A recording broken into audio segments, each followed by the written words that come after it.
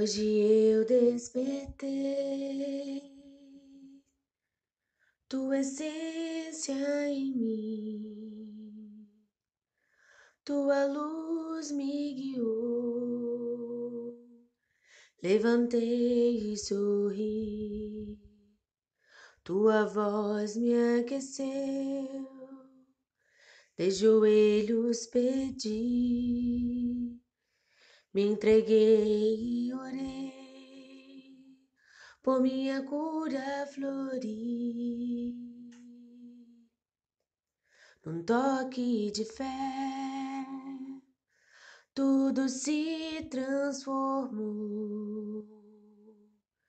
Onde existe a dor, teu amor restaurou. Num toque de fé, aprendi a crer em ti. Descansei e esperei teu poder reluzir. Num toque de fé, tudo se transformou. Onde existe a dor, teu amor restaurou. Num toque de fé, aprendi a crer em ti. Descansei e esperei teu poder reluzir. Obrigada, Senhor, por de mim se lembrar, espargir tua luz e minha alma curar, ao poder te tocar.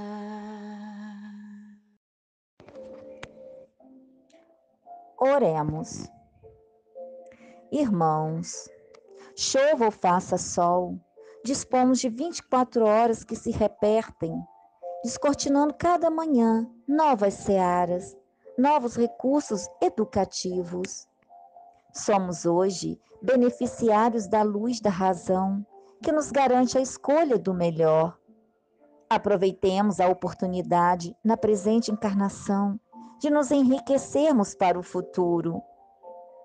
Hoje buscar a luz enquanto estamos a caminho, para que o amanhã, no plano espiritual ou de novo na terra, não respondemos por sombra e angústia, confusão e desespero.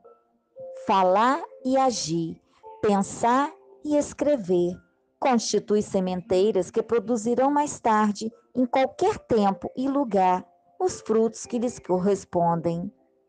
Todos os fenômenos que encontraremos após a passagem do além-túmulo resultarão da maneira pelo qual tivermos andado no mundo.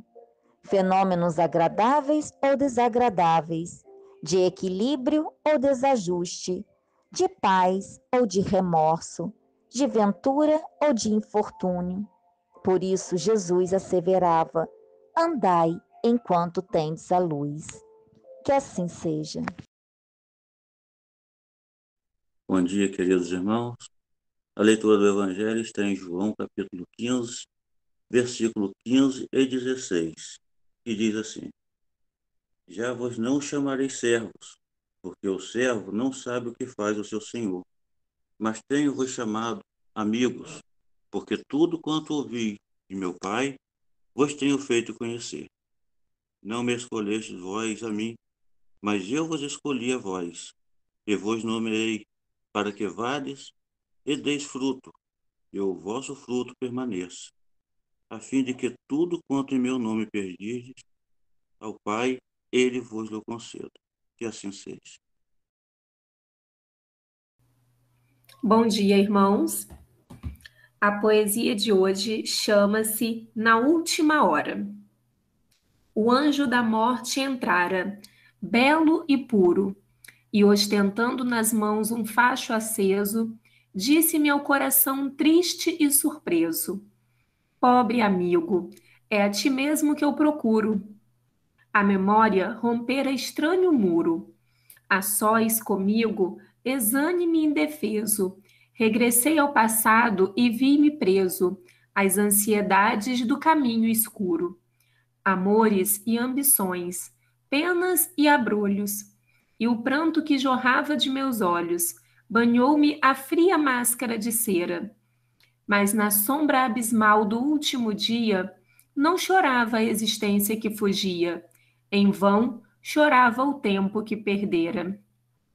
Essa poesia é de Lins Pistarini, psicografado por Chico Xavier e extraído do livro Instruções Psicofônicas. Após toda essa introdução com o versículo da Bíblia e essa poesia que vai estar relacionada aqui com a nossa palestra de hoje, muito bela, que chama a atenção para o nosso, justamente para o tema que vai estar abordando em torno da fixação mental. E ali na poesia, quando diz, né, já no despertar do espírito, ou seja, na nossa passagem da encarnação para o estado de desencarnação. Vamos trabalhar um pouquinho aqui na parte em que diz: a memória rompera estranho muro, a sós comigo, exanime e indefeso, regressei ao passado e vi-me preso. As ansiedades do caminho escuro, amores e ambições, penas e abrolhos. E o pranto que jorrava dos meus olhos banhou-me a fria máscara de cera. Então, quando ele faz a passagem para o além-túmulo, é que ele consegue entender todo o desperdício de sua encarnação, em que ficou preso a coisas infrutíferas, ou seja, congelando-se ali nas fixações mentais, nas preocupações rotineiras e que o afastou do caminho do aprimoramento. E essa poesia aqui traz essa consciência que o espírito só teve após o seu desencarne. Então, vamos estudar aqui hoje acerca dessa fixação mental para estarmos nos observando no dia a dia e não cairmos nessas mesmas armadilhas provocadas por nós mesmos. E vamos estar estudando a definição da fixação mental, um grau elevado de fixação mental chamado de monoideísmo. Vamos falar das causas e das consequências, tanto para o encarnado quanto para o desencarnado, e também os possíveis tratamentos, se o tempo aqui nos permitir estarmos fazendo todo esse apanhado acerca desse tema tão vasto e que temos exemplos, uma infinidade de exemplos, tanto nas obras do Pentateuco quanto nas obras por Chico Xavier, psicografadas por Chico Xavier. Então, vamos aqui à definição da fixação mental. Aqui no livro, Nos Domínios da Mediunidade, no capítulo 25, vai tratar justamente desse título, no qual baseamos o tema da nossa palestra de hoje, em torno da fixação mental. E no capítulo 25, fazendo um apanhado ali das ideias explicadas pelo instrutor Aulus, diz o seguinte: fixação mental é o estado em que o espírito, encarnado ou desencarnado, cristaliza seu psiquismo, ou seja, o seu pensamento, em torno de determinados fatos ou sentimentos do passado. Fica preso ali a um acontecimento, não consegue dar prosseguimento à sua encarnação, ou se está em estado de desencarnado, não consegue dar prosseguimento à sua jornada, né? Sobre coisas ou pessoas.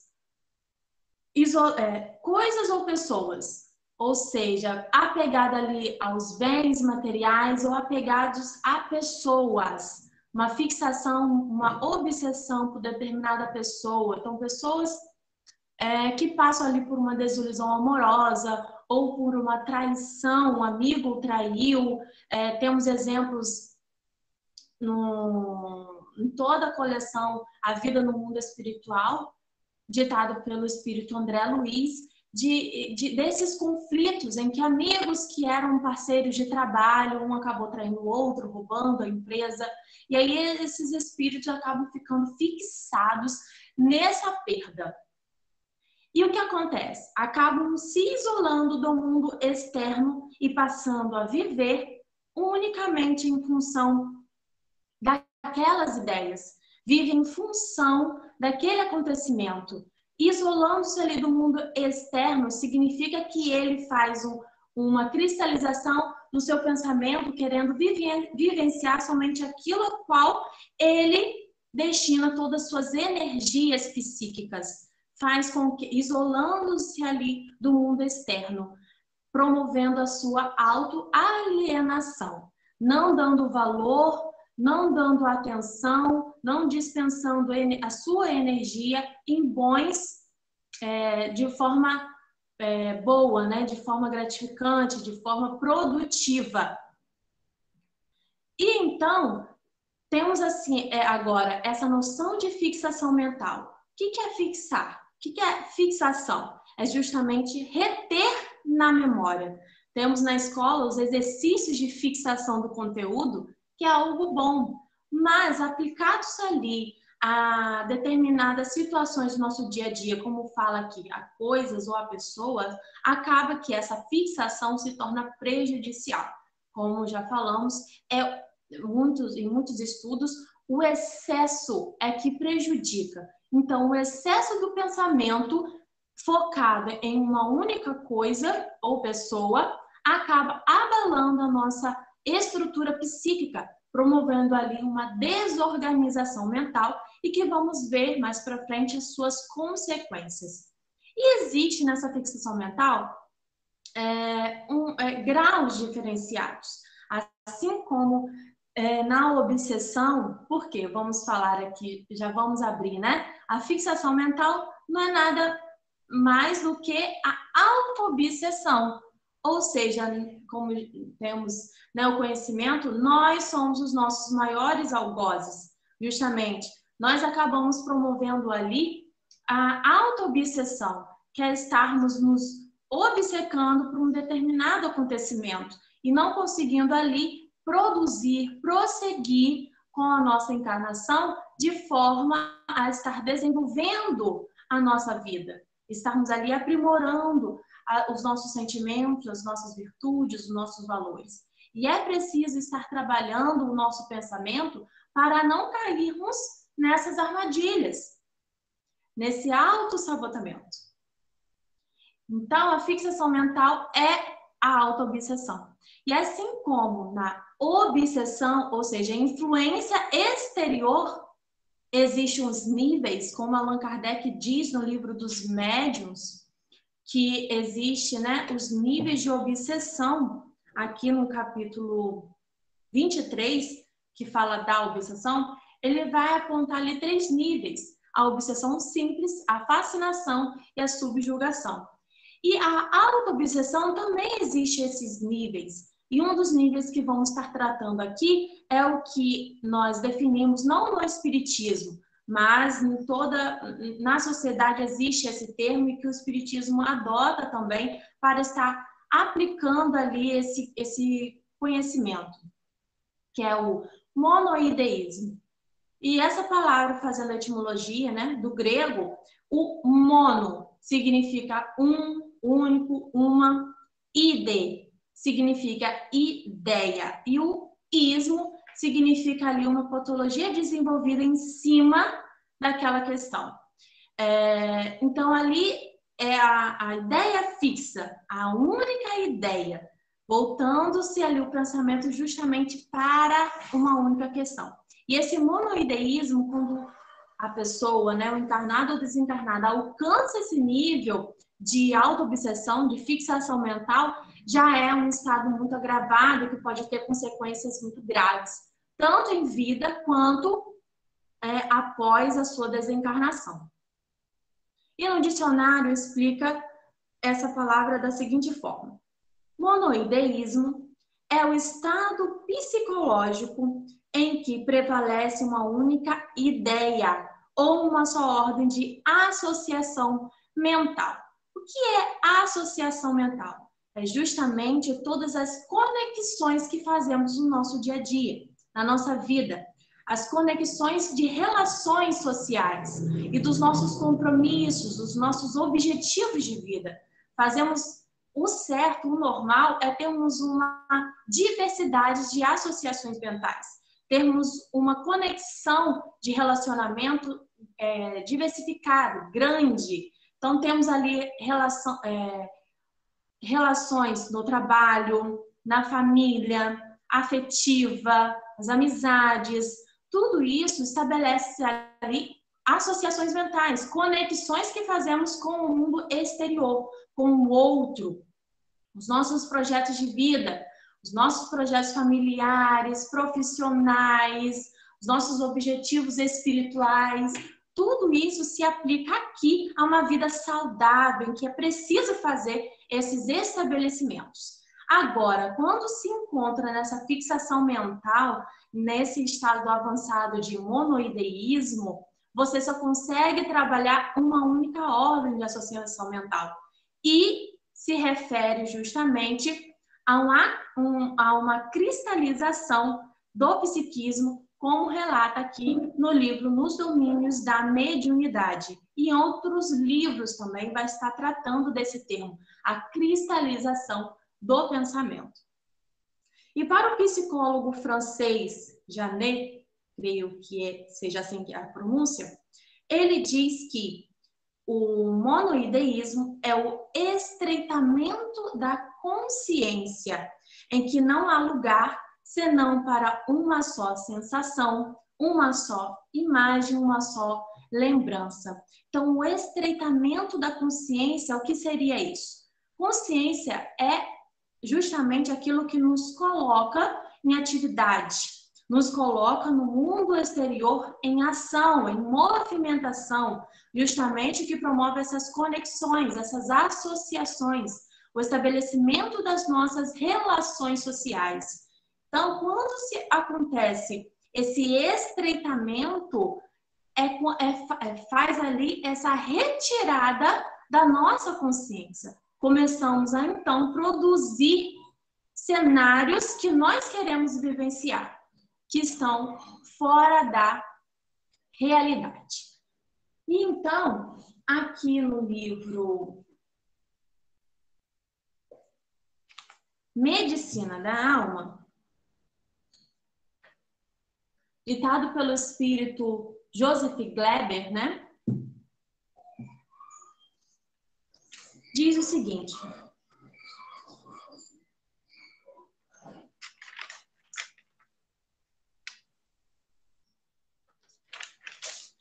estes casos, justamente aqui no capítulo, né, 16, que tem o título Monoideísmo, diz o seguinte: estes casos podem estar intimamente ligados aos conflitos existenciais da vida presente ou pretérita, em que o indivíduo plasmou situações ilusórias, onde se vinculou a atitudes egocêntricas ou estados conscienciais conflitantes e infelizes.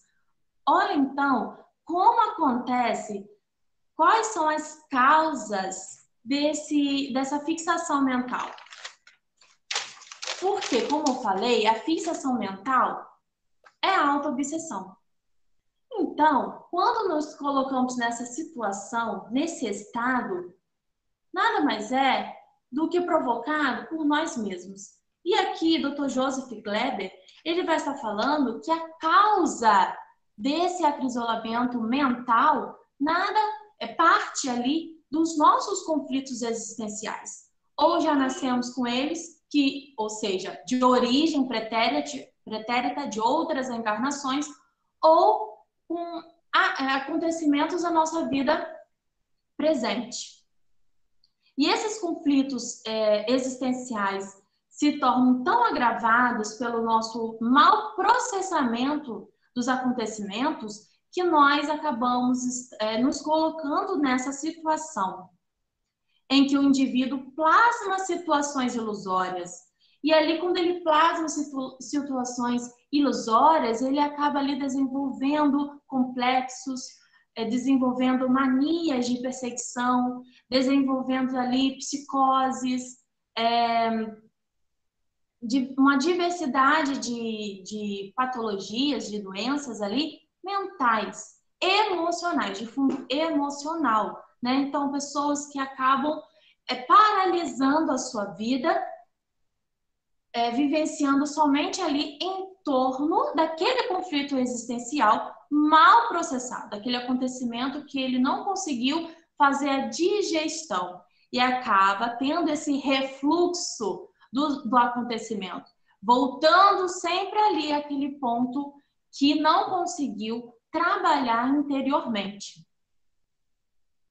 E ali, continuando, né? Vincula-se ali a atitudes egocêntricas ou estados conscienciais conflitantes e infelizes, como sabemos. O orgulho e o egoísmo são as chagas da humanidade. Pessoas que passam por esses processos em que, mal trabalhados, em que não conseguiu aceitar a perda ou o trauma, a mágoa que sofreu, acaba ali pelo orgulho e egoísmo, voltando-se, se apegando a essa situação. Então, é um problema interior, não exterior. A causa da fixação mental é interior. E, claro, isso acaba atraindo influências exteriores também, que vamos ver mais para frente nas consequências. E que se refletem na modificação dos valores internos e na visão objetiva da realidade. Como falei, acaba desenvolvendo ali patologias como a psicose, como os complexos, como as manias de perseguição. Isso faz com que retire, como falou ali o psicólogo Francis Janet, que acontece o estreitamento da consciência.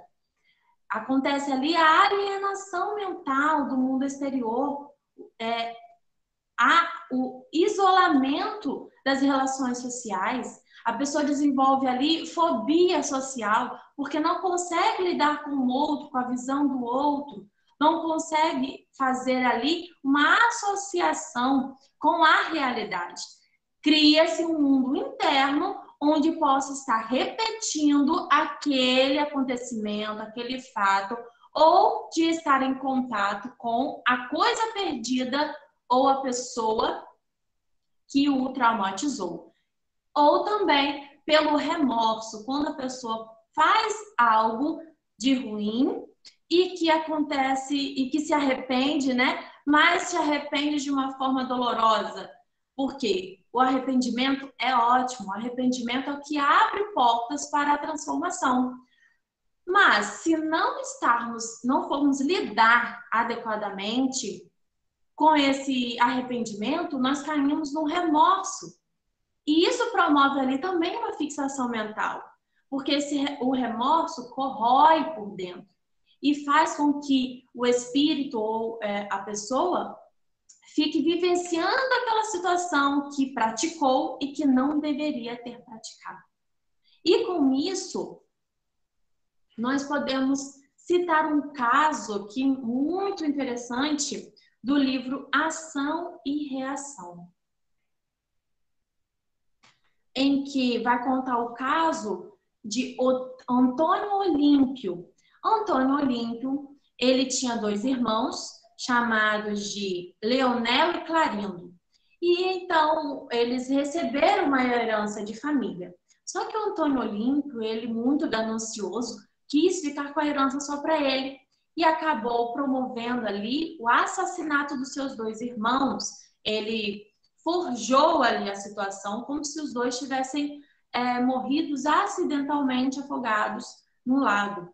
Mas isso foi promovido por ele, foi um plano arquitetado por ele para estar ficando com a herança dos 2 irmãos, só para ele, né? E o que aconteceu? Ele logo se arrependeu, ele não conseguiu seguir adiante, não conseguiu ser feliz.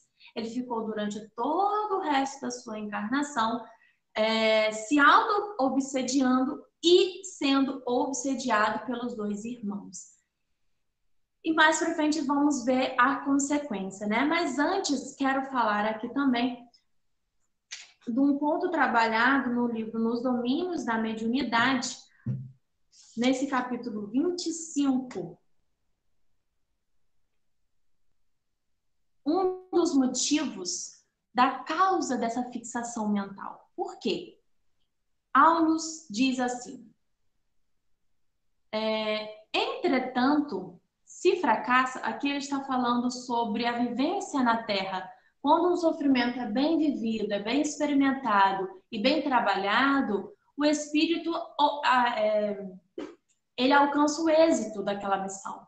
Quando ele fracassa e aceita que fracassou e não se desmorona, ele retorna, ele continua na batalha.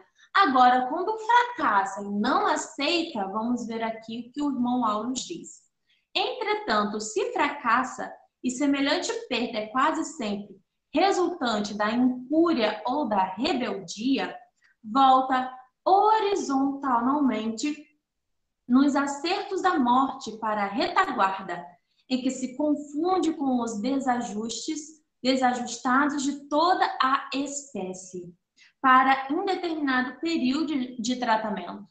Quando ocorre aqui em vida esse fracasso e quando desencarna, ele não sabe lidar com esse fracasso, o que acontece? Ao invés dele estar voltando ali de forma vertical, como ele diz mais acima, que esse é o correto, o nosso trabalho de encarnação em encarnação é estar promovendo a elevação, a nossa subida vertical. Agora, quando fracassa e não aceita, acaba ali esbarrando na rebeldia, ele faz ali o estacionamento, ele anda horizontalmente. E quando fala aqui, né, o que acontece? Volta para a retaguarda, onde confunde-se com os desajustados de toda espécie. São espíritos desencarnados que se envolvem na loucura, nas psicoses, em toda a fixação mental que acaba desvirtuando, desequilibrando e promovendo a perda da consciência em diversos níveis, né? Os espíritos que se tornam né, ovoides, justamente por esse caminho. Eles percorreram esse caminho de não ter aceitado ali um sofrimento que causou ou que cometeram com ele e acaba fixando o seu pensamento, cristalizando o seu pensamento em cima daquela ideia, martelando na cabeça, né? Aquela ideia, até perder a consciência de si mesmos. E essa perda de consciência pode alcançar um nível tão elevado, tão grave, em que perde até mesmo a formação humana, o formato humano. Ele se torna um espírito ovoide. Então, aqui aponta essa rebeldia, como o Dr. Joseph Kleber também apontou ali, o egocentrismo, em que não se aceita ter sido subjugado por alguém, não se aceita ter passado, que alguém passou a perna em você, não aceitou que você foi menosprezado, não aceitar que você foi rebaixado, que você foi traído. Tudo isso promove ali a fixação mental, que pode ter consequências gravíssimas para o espírito. Essa é uma das causas, e outra causa é o remorso, né? E vamos ver então como ocorre essa cristalização do pensamento. Nesse mesmo capítulo, no livro Nos Domínios da Mediunidade, vamos trabalhar um pouquinho aqui como ocorre essa cristalização do pensamento, tanto para o encarnado quanto para o desencarnado. Falando aqui do encarnado, vamos ler aqui a passagem que fala assim, ó. Em nossa imagem, podemos defini-la com a propriedade possível. É que o tempo para nós é sempre aquilo que dele fizermos. Olha que interessante. O tempo é aquilo que dele fizermos. Durante o nosso dia, estamos aproveitando ou não? Estamos trabalhando da forma devida ou estamos desperdiçando o nosso tempo? Nós podemos fazer com que o tempo renda ou que ele passe voando. Para melhor compreensão do assunto, lembremos de que as horas são invariáveis no relógio. Não são sempre as mesmas em nossa mente. Elas são invariáveis, ou seja, não se modificam, mas não são sempre as mesmas para nós, em nossa mente. Quando felizes, não tomamos conhecimento dos minutos, satisfazendo os nossos ideais ou interesses mais íntimos, os dias voam céleres. Ao passo que, em companhia do sofrimento e da apreensão, temos a ideia de que o tempo está inexoravelmente parado. Quem não já vivenciou situações assim, né? Em que em um momento de alegria o tempo voa, você, quando está produzindo, o tempo voa, você nem percebeu que já é noite, né? Já anoiteceu. Agora, quando você está em uma angústia, quando você está esperando uma notícia, quando você está apreensivo, quando você está sofrendo, passou ali por uma decepção, o que acontece? O dia parece que tem 48 horas. O dia se estende. Os dias, não só um dia, né? Mas os dias, meses, anos, eles se arrastam penosamente. E quando não nos esforçamos por superar a câmara lenta da angústia, a ideia aflitiva ou obcecante nos corrói a vida mental, levando-nos à fixação. Chegados a essa fase, o tempo como se cristaliza dentro de nós, porque passamos a gravitar em espírito e em torno do ponto nefrálgico do nosso desajuste. Tudo isso é promovido por nós mesmos. Nós nos colocamos nessa situação. Nós temos como estar processando os acontecimentos ou estarmos vivenciando de forma cristalizada. Temos a condição de superar a partir do bom uso do pensamento. Agora, se estamos com a ideia fixa, quem já falou assim, ó, meu Deus, eu não aguento mais pensar nisso. Isso é uma fixação mental. Você está ali obcecado por uma ideia que não consegue estar se libertando desse pensamento que sempre está volateando ao seu entorno e que parte do seu interior. Não é influência externa, é interna. Você faz com que o seu pensamento, as suas energias sejam consumidas por conta desse pensamento fixado, cristalizado, imobilizado. E, como eu falei, nos diversos níveis acaba ocorrendo ali até mesmo a obsessão. Por quê?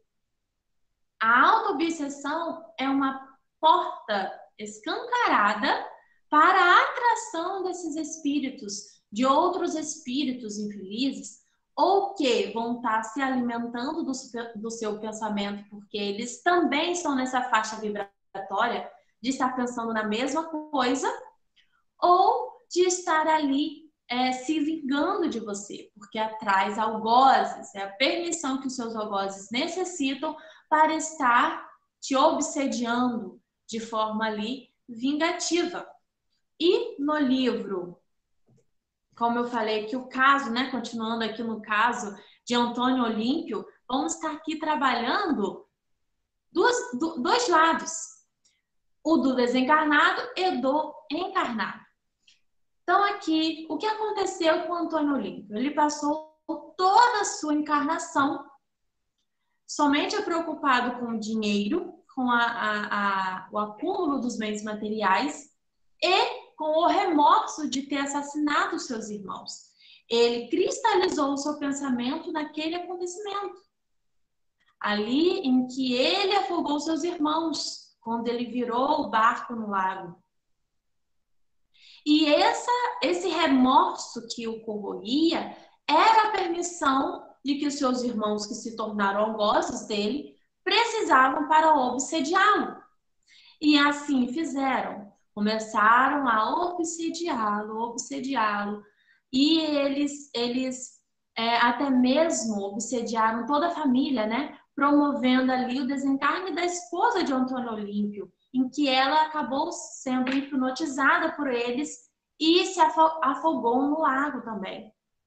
E após a morte, o desencarne de Antônio Olímpio, ele caiu nas garras dos seus dois irmãos, que o torturaram por 20 anos. E durante esses 20 anos em que ele estava desencarnado, os seus irmãos não estavam satisfeitos em só obsediá-lo. Eles também começaram a obsediar o filho de Antônio Olímpio, o Luiz, com a justificativa de que o Luiz estava com a fortuna deles dois. Então, era justo que ele também sofresse. Por quê?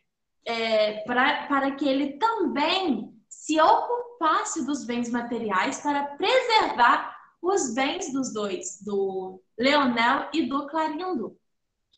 E aí, eles começaram a incutir por meio da obsessão, né? O que o filho já tinha aprendido com o pai, da ganância, da usura, de estar ali voltados para o acúmulo dos bens materiais. Ele aprendeu isso com o pai. E acabou desenvolvendo cada vez mais o desejo do dinheiro, estar voltado ali para o ouro, para as conquistas materiais.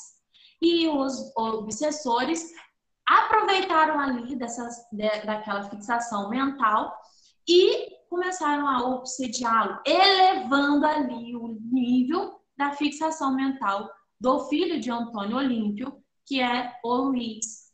E quando André Luiz foi até a casa de Antônio Olímpio, que já não mais residia lá, ele começou ali a estudar junto com o irmão Alves, que era o instrutor,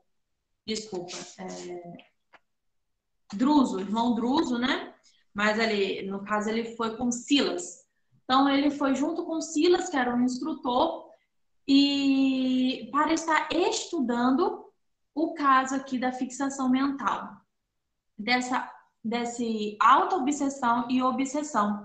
E muito interessante que nessa conversação, os irmãos Leonel e Clarindo, eles falam como eles promoveram essa obsessão em cima do Luiz, que era uma obsessão hipnótica. E ele explica a seguinte forma: sim, aprendemos na escola de vingadores. Existe uma escola de vingadores por toda, uma só não, né? Várias escolas de vingadores. E tem uma nota que diz, né? Essa escola de vingadores refere-se a entidades, a organizações mantidas por inteligências criminosas homicidadas temporariamente nos planos inferiores. Então, existe ali escola de vingadores, em que ensinam técnicas para estar obsediando o encarnado. E aí o espírito continua. Em que todos possuíamos, além do desejo imediatista comuns, em qualquer fase da vida, um desejo central. Então, na escola dos vingadores, eles aprenderam que para conseguir fazer a hipnotização do encarnado, é preciso descobrir qual que é o desejo central, porque nós aqui temos os desejos comuns, as nossas obrigações diárias, mas temos um desejo central, em que o nosso pensamento sempre retorna àquele ponto. E na escola dos vingadores, eles aprendem a descobrir esse desejo central ou tema básico dos interesses mais íntimos. Por isso, além dos pensamentos vulgares que nos aprisionam a experiência rotineira, emitimos com mais frequência os pensamentos que nascem do desejo central, que nos caracteriza. Pensamentos esses que passam a constituir o reflexo dominante de nossa personalidade. No caso do Luiz, era o desejo pelo dinheiro. Desse modo, é fácil conhecer a natureza de qualquer pessoa, em qualquer plano, por meio das ocupações e posições em que prefira viver. Assim, é que a crueldade é o reflexo do criminoso. A cobiça é o reflexo do usurário. A maledicência é o reflexo do caluniador. O escárnio é o reflexo do ironista. E a irritação é o reflexo do desequilibrado, tanto quanto a elevação moral é o reflexo do santo. Então, o Leonel, ele está explicando aqui o que ele aprendeu. Eles dois aprenderam nessa escola dos Vingadores, que todos nós temos um desejo central, em que estamos sempre obcecados por uma determinada ideia.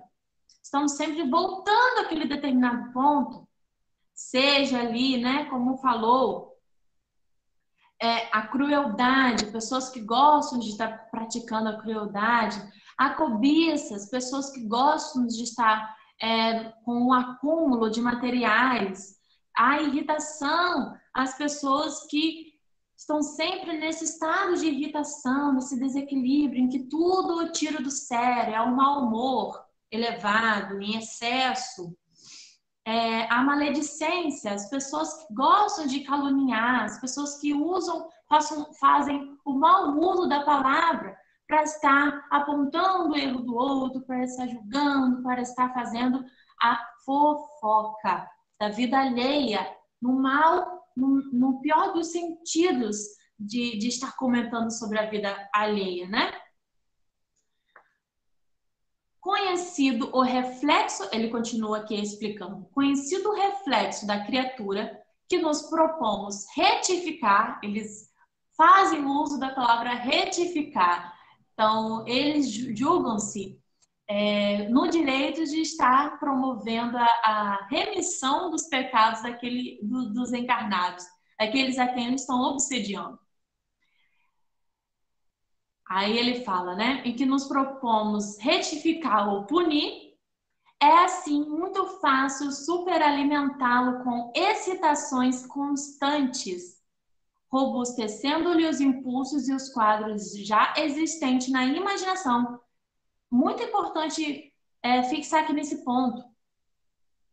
Quadros já existentes na imaginação. Ou seja, mais uma vez a gente levanta a questão de que a obsessão ela só acontece por nossa permissão. A obsessão é permissiva. Eu não quero ser obsediada, ninguém quer. Então, mas como que ocorre essa permissão? Justamente de forma inconsciente, de forma indireta. E isso se dá justamente pela nossa forma de pensar. Porque tudo que nós pensamos acaba criando ali uma atmosfera ao nosso redor. E essa atmosfera gera um campo de atração. Quando muito pensamos em determinado assunto, atraímos espíritos que se assemelham a esse pensamento. Espíritos que também pensam nesse determinado assunto. Quando nós temos o vício, qualquer vício, seja moral ou seja físico, né? O vício do jogo, da jogatina, de apostar, o vício ali do álcool, o vício da compulsão alimentar, uma diversidade ali de vício, como a maledicência, né? Porque a palavra é um vício muito forte e que traz ali uma obsessão muito elevada. A pessoa gosta, acaba se tornando ali, né? Pessoa crítica no sentido de julgar. Nada está bom. A reclamação também é um vício, porque nada o satisfaz, nada está bom. Até numa situação feliz, encontra algo para estar reclamando dela. Ah, mas se tivesse acontecido dessa forma, seria melhor. Então, quando a gente fala assim, seria melhor, já está reclamando da situação boa que está ocorrendo. É preciso estarmos prestando atenção em como analisamos o nosso dia a dia, como fazemos uso da palavra, dos nossos pensamentos, dos nossos hábitos, porque tudo isso atrai espíritos e isso dá permissão para sermos obsediados, tá?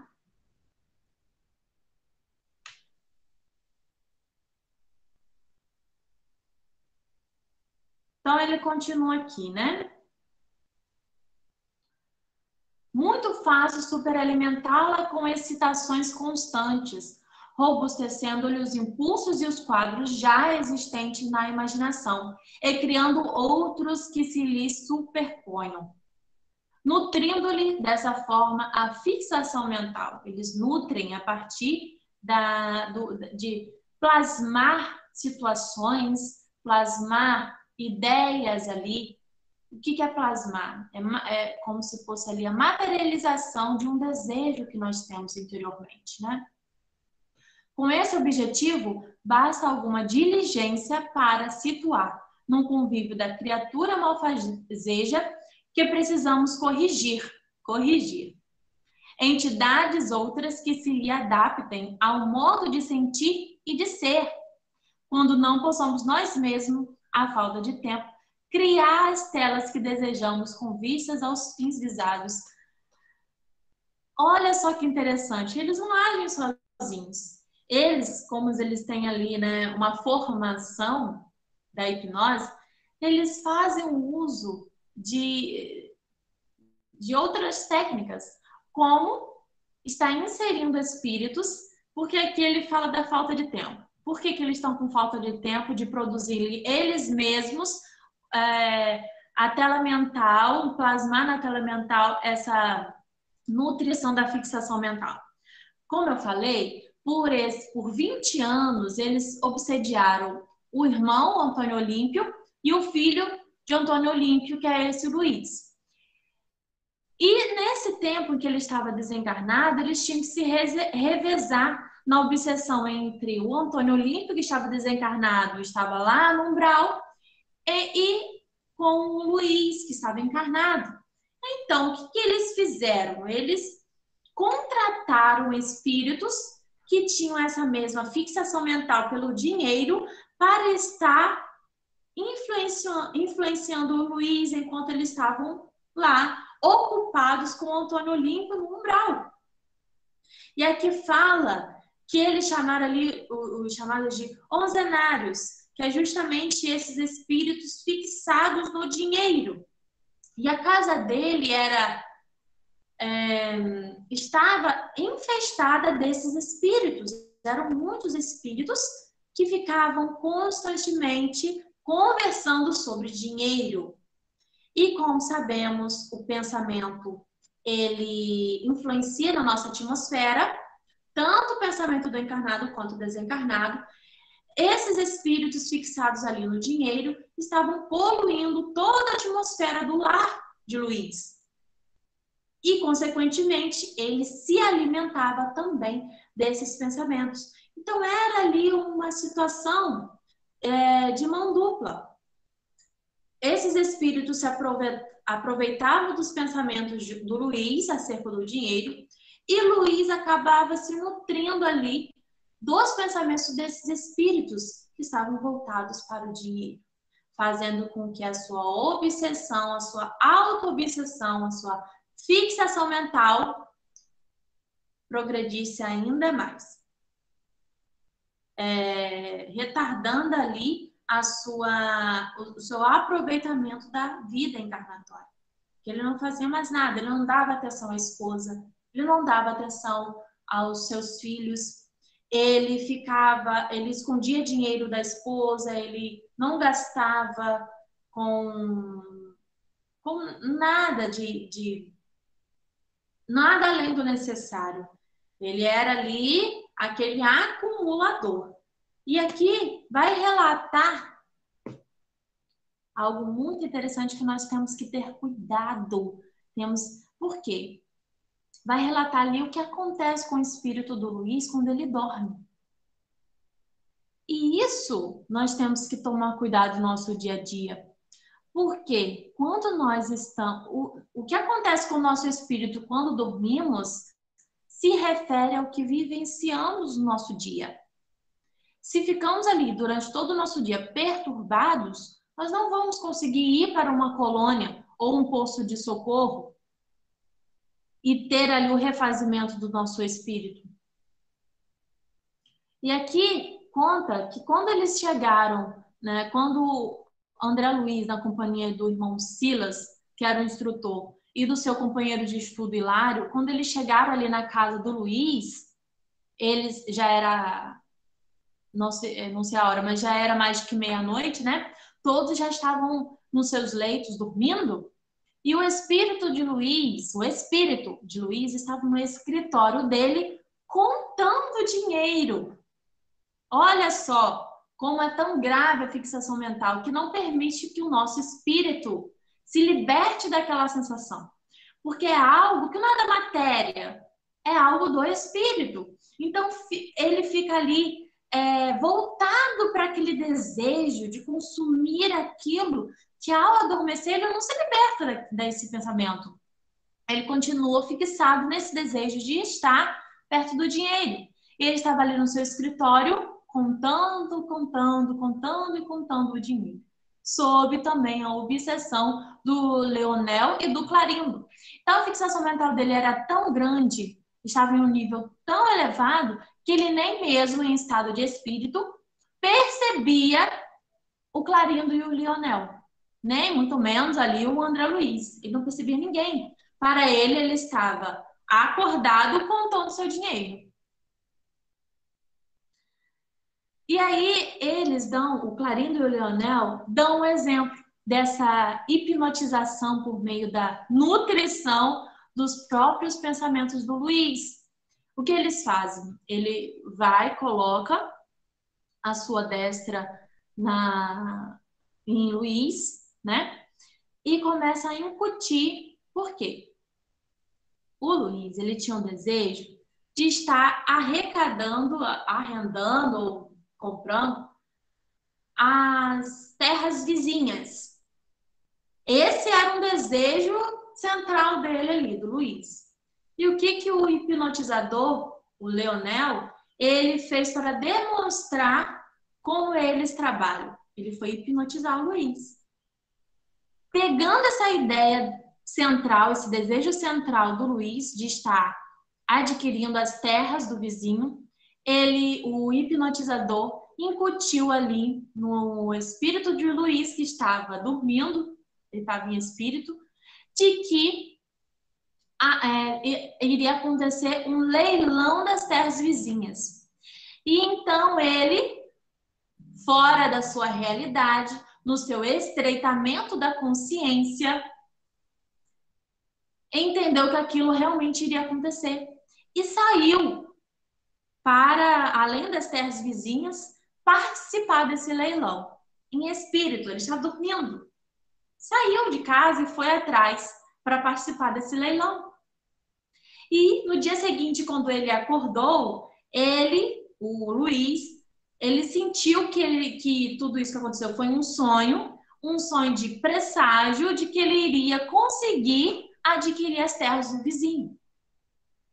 Olha como os espíritos obsessores trabalham. Eles são muito espertos, são muito inteligentes. E fazem toda essa manipulação em cima do que nós projetamos. Então, isso é como ocorre, uma das consequências para o encarnado. Outro fato aqui é sobre a imobilização do tempo que vamos trabalhar. Já estamos chegando no final da palestra, mas eu vou adentrar esse assunto bem resumidamente. O que é essa imobilização do tempo? Como isso pode acontecer para o espírito encarnado? A imobilização do tempo faz com que o encarnado se desinteresse por tudo o que é diferente da sua fixação mental. Então, acaba não percebendo os seus filhos crescendo, não percebe ali que os seus amigos se afastaram de você. E o que essa fixação mental pode promover? Como consequência, também a depressão. O que é a depressão? A depressão é uma tristeza muito profunda em que a pessoa encarnada não conseguiu se desvencilhar. A tristeza é uma emoção natural. Todos nós sentimos a tristeza. E é bom sentir tristeza porque com ela traz ali um aprendizado. Só que quando não conseguimos superar essa tristeza, quando alimentamos mais e mais aquele acontecimento que nos promoveu a tristeza, pode desencadear a depressão. E quando a pessoa, vamos criar aqui um exemplo, uma pessoa ficou nesse estado de depressão por 15 anos. E após 15 anos, ela teve um despertar. Ela pensou, meu Deus, por exemplo, uma mãe, né? Passou-se ali 15 anos em que ela estava nesse estado depressivo, sem perceber que estava nesse estado depressivo. Ou, pelo menos, não procurou ajuda. Após 15 anos, ela para e observa a sua vida. E percebe que os seus filhos cresceram e não acompanhou o crescimento dos filhos, não estabeleceu uma amizade com os filhos. O tempo passou e ela não conseguiu ter um crescimento profissional, porque não voltou suas energias para esse desejo, não se especializou, não promoveu ali um estudo mais abrangente da área de trabalho, se encontra sem amigos, porque permitiu o afrouxamento dos laços da amizade, por não dedicar tempo a isso, né? Porque aí começa a dizer não quero, se afastar. Esse não é de não estar na presença desses amigos. Então acaba ali se separando. Uma infinidade de consequências que acontece por não ter vivenciado esses 15 anos. E quando ela para e observa a sua vida, o que aconteceu nesses 15 anos, percebe que não vivenciou, que não viu isso tudo acontecer. E aí o que tem que a partir desse despertar, é estar procurando a ajuda. E quando se procura ajuda, o tratamento, aí sim consegue estar se desvinculando daquela tristeza intensa que um dia sofreu e que a arrastou por toda a sua encarnação. Graças a Deus, as pessoas têm a oportunidade de estar identificando esses estados de fixação mental em sua vida, para não estar levando para pós-vida, né? Para o mundo espiritual. Como foi o caso aqui do Antônio Olímpio, desculpa. Ele, ao desencarnar, ele ficou por 20 anos remoendo ali, né, o seu remorso e sendo obsediado pelos seus irmãos. E após esses 20 anos, ele conseguiu ser resgatado. Mas pela sua fixação mental, pela sua cristalização do pensamento que o imobilizou no tempo, ele foi posto na Câmara do Sono. Que é a Câmara do Sono? É onde os espíritos são colocados ali para estarem fazendo um processamento de todos os acontecimentos de sua encarnação e mais restritamente naquilo que promoveu a sua fixação mental. Aqui no livro Os Mensageiros, vai relatar um trabalho que os espíritos benfeitores realizam com esses espíritos em estado de fixação mental, que foram colocados em sono para tratamento. Acontece no Poço de Socorro do Alfredo. E aqui no capítulo 22, com o título Os que Dormem, vai mostrar ali um tratamento muito bonito a respeito desses espíritos que são colocados em sono. O que acontece com eles quando estão em estado de sono? eles ficam gerando ali os acontecimentos, plasmando em seu psiquismo todo o sofrimento, todo o seu remorso ou se vitimizando. E então, acontece que eles ficam tendo constantes pesadelos. Eles não têm consciência, eles podem demorar anos ou séculos adormecidos ali. E aqui fala que nessa sala em que eles fazem um tratamento, era uma sala com 1980 espíritos, 1980 abrigados. Separei os 400 mais suscetíveis de próximo despertar, a fim de submetê-los a tratamento intensivo. Olha só, quase 2.000 espíritos ali, nesse estado de sono, e apenas 400 estavam perto do seu despertar. E ali era feito um tratamento intensivo neles, chamado aqui do sopro. Muito interessante esse sopro, vamos falar em outra palestra sobre o que é esse sopro do despertar, né?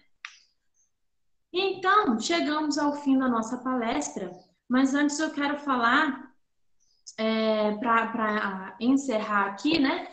Falamos da diversidade das consequências, das causas, temos que falar também das soluções.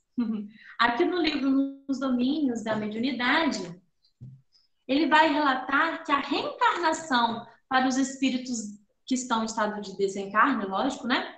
Que estão nesse estado de fixação mental,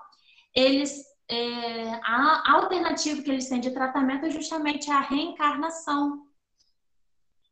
Estar aqui no mundo físico promove dá um impulso ali para ele estar vivenciando. Por quê? Qual que é a diferença da fixação mental para o encarnado e para o desencarnado? No encarnado, por mais que, como eu citei o exemplo de passar 15 anos sem vivenciar a vida, por mais que ele esteja nesse estado de fixação mental e que não percebe os acontecimentos ao seu redor, ele tem que viver. Ele é submetido às necessidades da vida. Ele é constrangido a viver, ele tem que dormir, ele tem que acordar, ele tem que trabalhar, ele tem que realizar alguma coisa, ele tem que fazer a sua higiene, ele tem que comer, ele tem que fazer algo. Então, o estar aqui no corpo físico promove isso. Esse constrangimento da vida, de estar fazendo alguma realização. Agora, para o desencarnado, não. Como ele não tem corpo físico para o constranger a estar fazendo essas realizações rotineiras, ele fixa o seu pensamento naquele acontecimento e não vivencia mais nada. Existe um caso relatado de um suicida em que ele se jogou do penhasco. E o que aconteceu com ele? Por 100 anos, ele vivenciou a sua queda no penhasco. Ele ficou rolando no penhasco por 100 anos. Ele não vivenciou mais nada. Por quê? A falta da matéria permitiu isso. Então, estar aqui reencarnado é um auxílio divino para se libertar dessa fixação mental promovida por nós mesmos e que atrai a obsessão. Muitos casos de obsessão não partiu do obsessor, partiu nossa, partiu da auto-obsessão. Tudo parte de nós. Os maus hábitos que permitem a entrada dos espíritos obsessores parte de nós, né? E assim, a reencarnação dá essa oportunidade. E como já falamos, né, trazendo ali os resquícios da vida pretérita, o que acontece? Ou vai ter ou vai nascer já com uma debilidade mental para estar ali espiando na matéria, essa fixação mental, essa cristalização do tempo, porque é muito difícil para o espírito processar. Isso até é algo provocado pelo próprio espírito, não só como um projeto de expiação, mas ele mesmo promove isso, tá? E pode estar desencadeando doenças, né? Vir com doenças mentais ou desencadear durante a sua encarnação, como a esquizofrenia. Pode ser um caso gerado a partir da fixação mental da vida atual ou da vida pretérita. Já traz isso, já é um traço registrado no seu perispírito, tá? E é preciso fazer essa depuração. E com isso a gente encerra a nossa palestra de hoje e eu vou fazer aqui uma leitura para estarmos fechando, né? Como sabemos, está no livro Instruções Psicofônicas de Chico Xavier. Como sabemos, todo bem é expansão, crescimento e harmonia, e todo mal é condensação, atraso e desequilíbrio. O bem é a onda permanente da vida, a irradiar-se como o sol, e o mal pode ser considerado como sendo essa mesma onda, a enovelar-se sobre si mesma, gerando a treva enquistada. Ambos personalizam o amor, que é a libertação, e o egoísmo, que é cárcere. E se a alma não conseguiu desvencilhar-se enquanto na Terra das variadas cadeias do egoísmo, como sejam o ódio, a revolta, a perversidade, a delinquência, o fanatismo e a vingança, a paixão e o vício, em se afastando do corpo de carne pela imposição da morte, assemelha-se a um balão eletromagnético, vai estar fazendo toda essa atração. E aqui vai encerrar da seguinte maneira. Nesse sentido, podemos simbolizar a vontade como sendo a âncora que retém a embarcação do espírito em seu clima ideal. É necessário, assim, consagrar nossa vida ao bem completo, a fim de que estejamos de acordo com a lei divina, escalando o seu influxo aos cumes da vida superior. É por isso que, encarecendo o valor da reencarnação como preciosa oportunidade de progresso, lembraremos aqui as palavras do Senhor, no versículo 35 do capítulo 12 do Evangelho do Apóstolo João. Avançai enquanto tendes luz, para que as trevas não vos alcancem, porque todo aquele que caminha nas trevas marchará fatalmente sob o nevoeiro, perdendo o próprio rumo. Com essas palavras, eu encerro a nossa palestra de hoje, lembrando também do capítulo 6 de Mateus, no versículo 4, em que fala: por isso, não fiquem preocupados com o dia de amanhã. Vamos estar aproveitando o nosso presente, o nosso hoje, colocando a nossa vontade para a libertação de nós mesmos. A vontade, ele é um impulso primordial para estarmos fazendo as nossas realizações, o nosso aprimoramento moral, desenvolvendo as nossas virtudes. Tudo parte da nossa vontade. Se queremos estar nos livrando da fixação mental, temos que estar alimentando essa vontade. Se queremos estar nos livrando da obsessão, temos que estar alimentando essa vontade. E como que se alimenta essa vontade? Justamente na prática do bem, na prática do evangelho do nosso mestre. Espero que vocês tenham gostado da nossa palestra de hoje e que todos tenham um bom domingo e fiquem na paz do nosso Senhor Jesus. Vou estar colocando o nosso hino de encerramento e depois a nossa oradora, Carla, vai estar fazendo a oração final. Muito obrigada pela atenção de todos. Os nossos sentimentos muitas vezes são julgados, mas devemos prepará-los para o bem. Caminhando com o Cristo, encontraremos a resposta para o nosso crescimento espiritual. No passado vemos exemplos e vigiamos nossos passos, pois seremos um instrumento do plano espiritual. Vamos meditar, purificar o que sentimos. A verdade é o caminho, não devemos hesitar, pois em toda a nossa vida o amor bateu a porta, nos mostrando o caminho.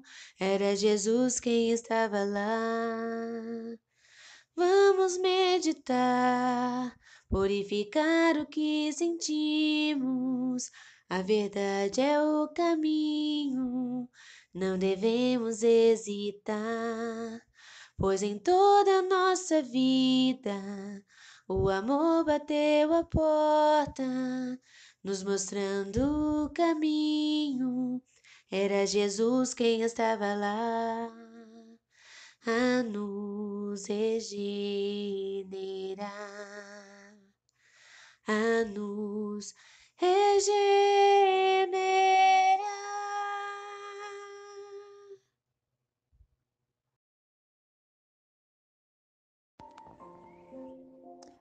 Oremos.